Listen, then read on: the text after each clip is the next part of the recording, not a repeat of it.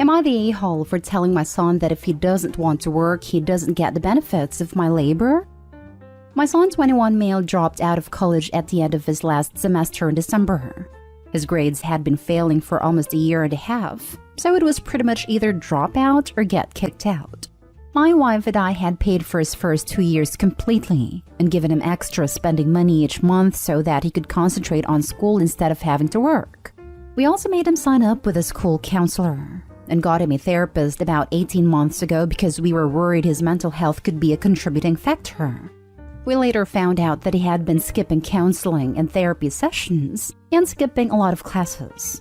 We had a conversation about it with him, and he went on a rant about how he doesn't want to spend 40 to 50 years of his life toiling away at some job he doesn't like in order to make some boss more money. He said that work is just a social construct designed to keep the masses down, and that humans aren't designed to sit in a cubicle for 40 hours a week and then die. When my son told my wife and I that he dropped out, my wife immediately allowed him to come back home. That was about 3 months ago. Since then, all he does is sit on his computer. He's maybe left the house a dozen times. He refuses to get a job and tells us that his plan is to live the van life. I worked a union blue-collar job for years to support my family, and I'll be damned if I'm going to let my son crap all over my hard work.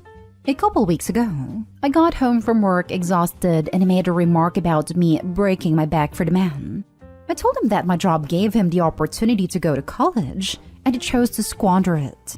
It turned into a fight where I let out a lot of frustration on him. I told him he either gets a job or he no longer gets to take advantage of my hard work since he seems to think so little of it. I told him I would remove him from our family phone plan, cancel our internet, no longer let him eat our food, and give him a tent so that he can sleep in the backyard. He yelled at me that I'm being an a-hole, and that those are basic human necessities, and I can't deprive him of those. I told him that if he needs those things, then he can freaking work for them like the rest of us, or go find a van and get out. He hasn't spoken to me since, but my wife says I was too hard on him and that this transition has obviously been difficult for him. I told her I am tired of coddling him, and I will not allow him to blatantly disrespect me in my own house, while also taking advantage of all the things I have worked hard to give him. Now, my wife is upset with me too, because she thinks I'm being unreasonable to expect our son to at least do something with his life to contribute if he is going to stay with us. At this point, I don't care if he lives in the backyard and makes a little garden back there to grow his own food. At least that would show some initiative on his part. Now for the top comments. Not stay home. He needs to grow up. Some folks, growing up happens easy. Some folks, it happens hard. Ideals are fantastic, but you can't eat them. Not stay home. Well, these basic human necessities don't look like a social construct now, do they? It's one thing to screw over an awful employer or a biased legal system, or to just freaking hate the necessity of what the economics of specialization have driven us to. It's a whole other thing to screw over your parents. Not stay home. If he wants to embrace the van life, he needs to leave and find a van life. Otherwise, he is as bad as a boss profiteering off someone else's labor. His ideals aren't wrong, but his actions and expectations are. You have worked hard to afford him these privileges, and so are entitled to withdraw them if you feel he isn't earning them. He has reached adulthood, and by your account, you've given him all. He also needs to know most van lifers work. Some of them work a lot. But they put stuff on YouTube and have 1 million subscribers. That's so easy. I can do that. Lol, one of my favorite van lifers YouTube. It have been super upfront in what it's taken to get to where they are. Just years and years of work. And they kept their jobs for a very long time when they started out. Not stay home.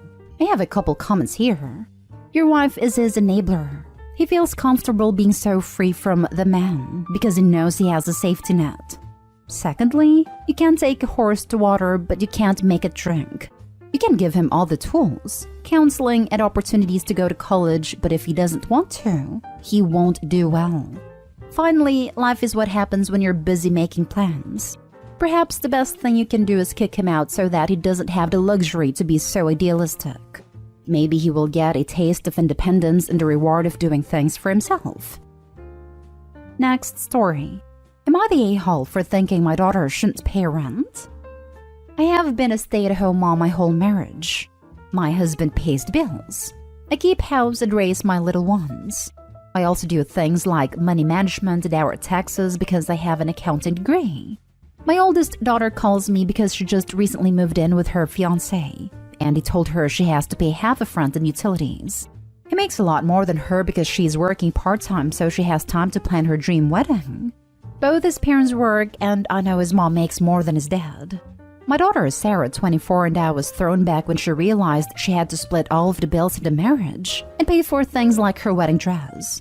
It's put a damper on our wedding planning.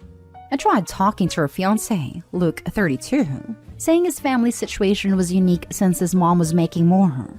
He rebuffed me, saying it's unrealistic to think he would work, and Sarah could just spend all of her free time wedding planning. He said she has a degree, and she should get a full-time job. Sarah and him both went to school for accounting, and that's how he met her, was at her internship. He works about 60 hours a week, and I explained that with wedding planning, asking her to work that much is way too much on a girl her age. His mother is feeding him the new wave feminism, and I don't think it's a good life balance for this young couple. His mom is feeding my daughter that in this world, you have to work hard and have tough love for your kids. Sarah called crying because her mother-in-law yelled at her for being a gold digger, and Sarah has moved back in with her best friend. My daughter is saying I gave her bad advice and now Luke wants to call off the wedding and wants his ring back. She's blaming it on me, but I think Luke shouldn't have asked my daughter to pay half of his bills on top of wedding planning. You're the a-hole as you gave terrible advice. A wedding is not a valid excuse to not work, and plenty of people her age work those sort of hours. I'm not surprised that he called off the wedding, as no one in their right mind would want to deal with someone who acts so entitled. Exactly.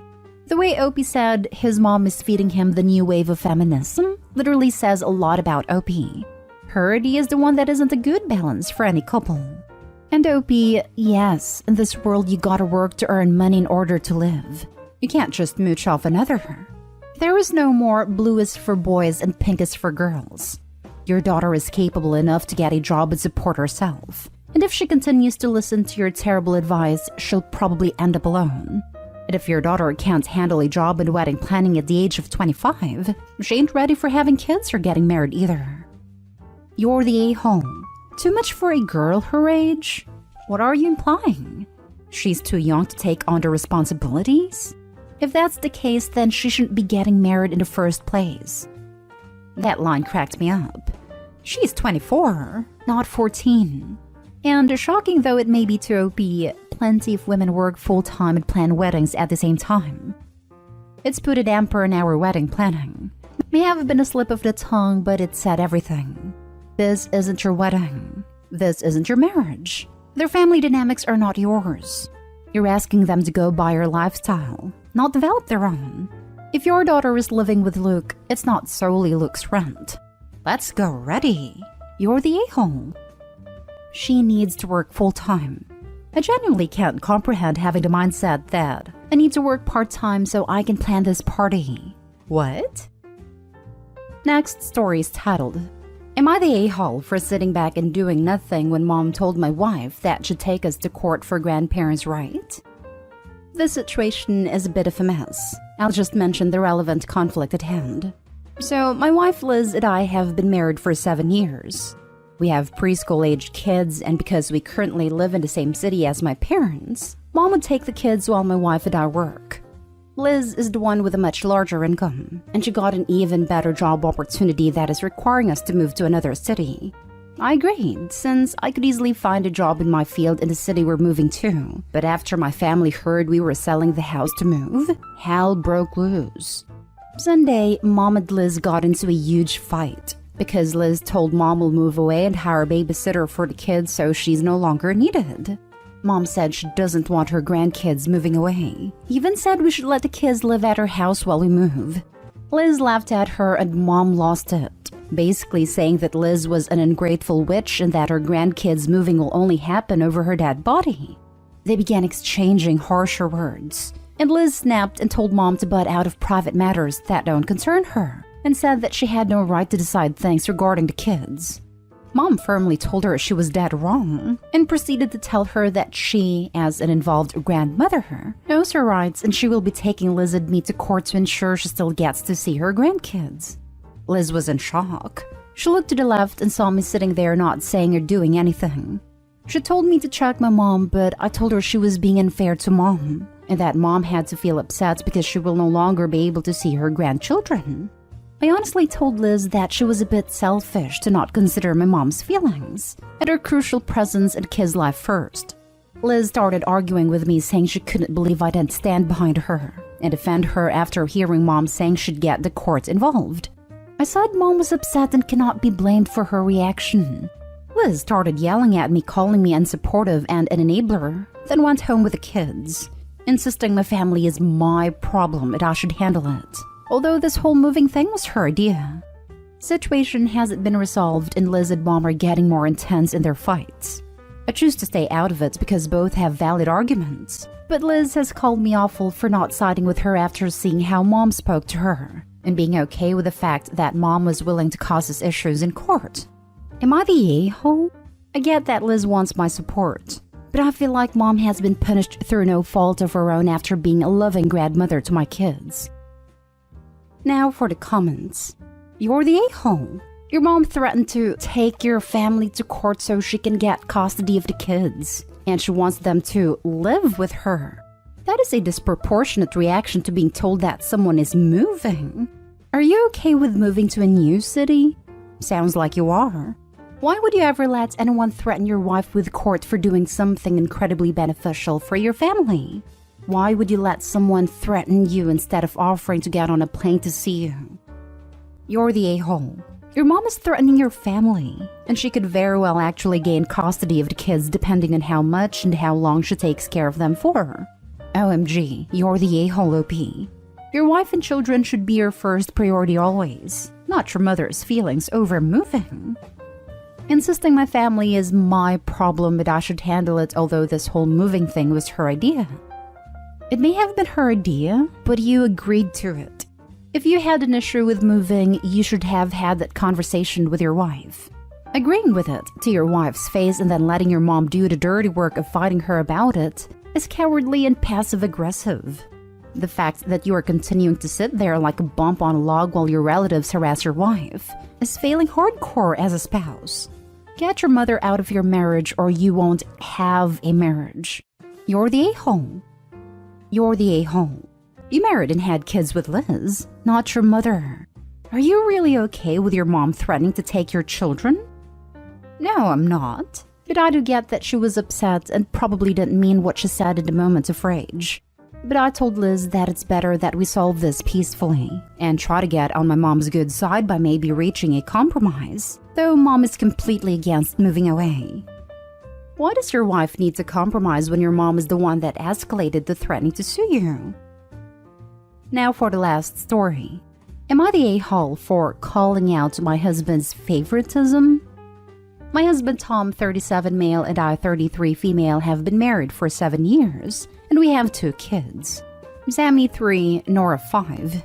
He was married before me, and had a son, Teddy, who passed on from chronic illness at 4. So far, our family has been pretty stable, meaning no fights or disagreements. Though I have complaints about some things Tom does. This might sound insensitive, but it treats Teddy different than our kids. Like he has a ton of framed pictures of Teddy on his office wall and desk, but none for our kids. He also has pillows and blankets with Teddy's name on them while not doing the same for Sammy and Nora. His argument was that this is his only way of showing love and remembering Teddy since he can't see or touch him. While Sammy and Nora are here and he shows them affection in a physical form like doing bonding activities and such.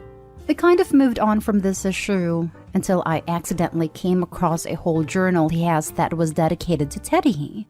I'd read some of what was written, and it had details of some moments in Teddy's life. I felt sad for 2 reasons. 1, because of how much heartache Tom had experienced, and 2, the fact that he never thought of writing about his special moments with Sammy and Nora. I gently brought it up to him, and he got upset and tried to say the same thing about how he adores all 3 children, but in different ways. I said it still hurts because while Sammy and Nora are still young, what if they come across something like that when they're older? and realized that dad didn't love them as much as his eldest kid. I said this reek of favoritism. But he said we weren't even having this conversation, nor should I have called him out on his alleged favoritism after I disrespected his privacy and read his private thoughts. I argued that it is what it is, and he should start considering including the kids now and not wait till they're, God forbid, gone to show them love. He said I should be ashamed of myself for implying he doesn't love his young children and for making him guilty only because he suffered a tragedy and was finally at peace with it.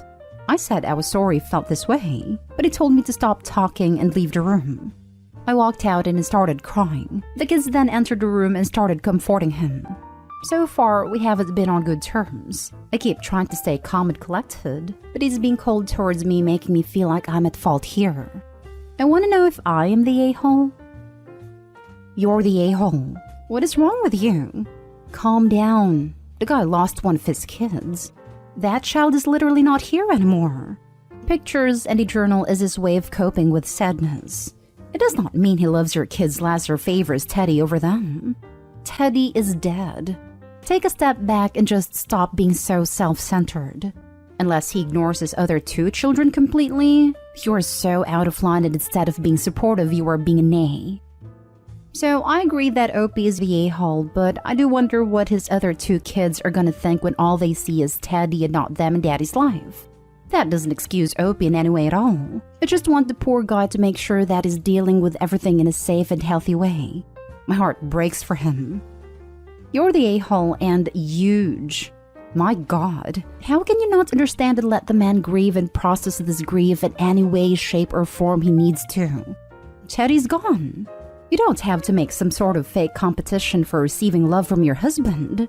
Read a book about losing a child or something so that you can help the man instead of making his trauma worse. Unfortunately, yes, it may be worth updating knowledge on grievance and jealousy OP. Also, it's likely OP is now pushing the husband away. Why would he want to be with a woman that can't properly respect his privacy and past? I would apologize, buy him something to say sorry, and change how you are acting.